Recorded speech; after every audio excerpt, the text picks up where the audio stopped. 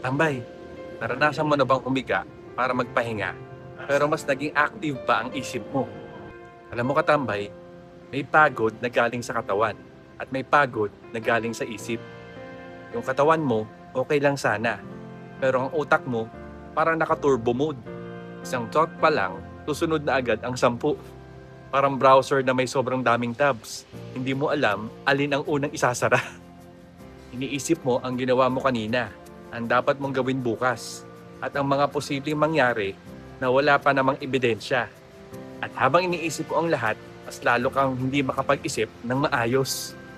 Minsan, iniisip natin na kapag nag-overthink tayo, responsible tayo. Pero ang totoo katambay, hindi lahat ng iniisip ay kailangan mong dalhin.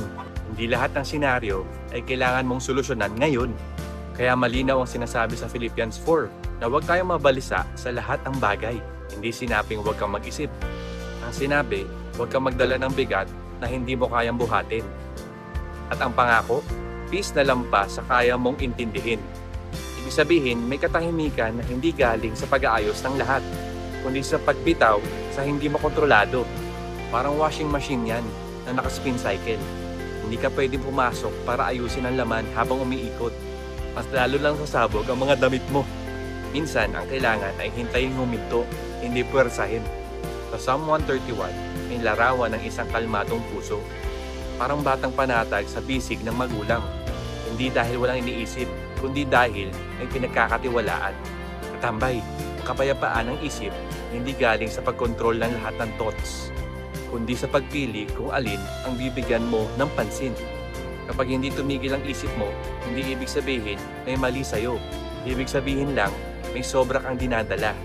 Ang katahimikan nagsisimula kapag pinili mong isara ang ilang tabs at manatili sa kasalukuyan. Kapag binawasan mo ang hinahabol ng isip mo, mas nagiging malinaw ang susunod mong hakbang.